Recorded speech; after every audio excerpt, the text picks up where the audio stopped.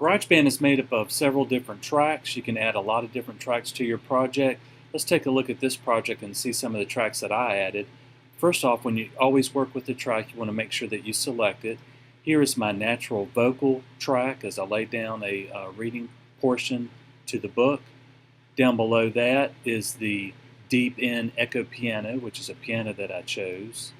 And then also added in another piano just to kind of get some variation between the two different pianos. But more than likely at the end of my project, I'll probably just use one piano. So let's go through and we'll take a look at some of the individual track buttons and describe a little bit of what those are like. First off, there is over here on the far left hand side is a mute button.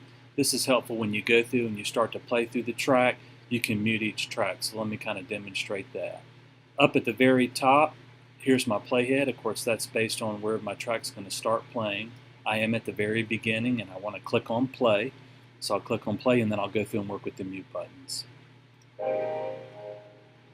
Leo couldn't do anything right. He couldn't read. So I clicked on mute here and I'm muting out my channel. And he never said a word. "What's the matter with Leo?" asked Leo's father. "Nothing," said Leo's mother. "Leo is just a late bloomer." Better late than never, thought Leo's father. Every day Leo's father watched him for signs of blooming, and every night Leo's father watched him. Okay, so that's kind of helpful in going through and just hearing some of the different channels as I go through and mute it. Of course, you can click on mute and mute all your channels. Let's take a look at the solo button. The solo is good to isolate a particular channel and just hear individual parts, so we'll go through and demonstrate that.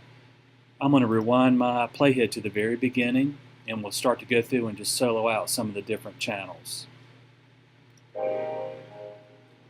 Leo couldn't do anything right. He couldn't read, he couldn't write, he couldn't draw.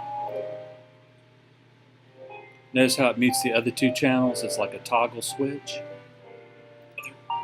"Nothing," said Leo's mother.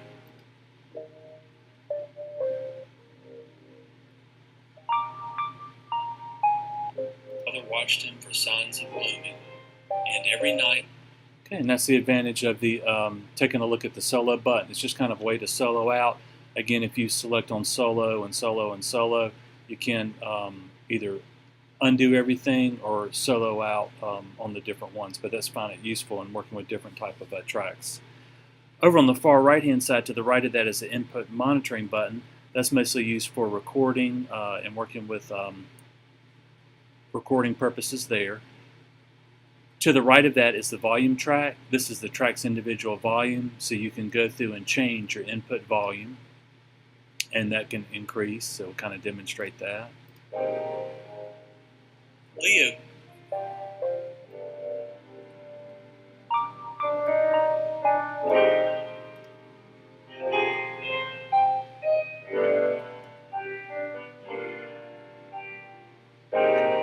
So I'll unmute the other channel. "Just a late bloomer.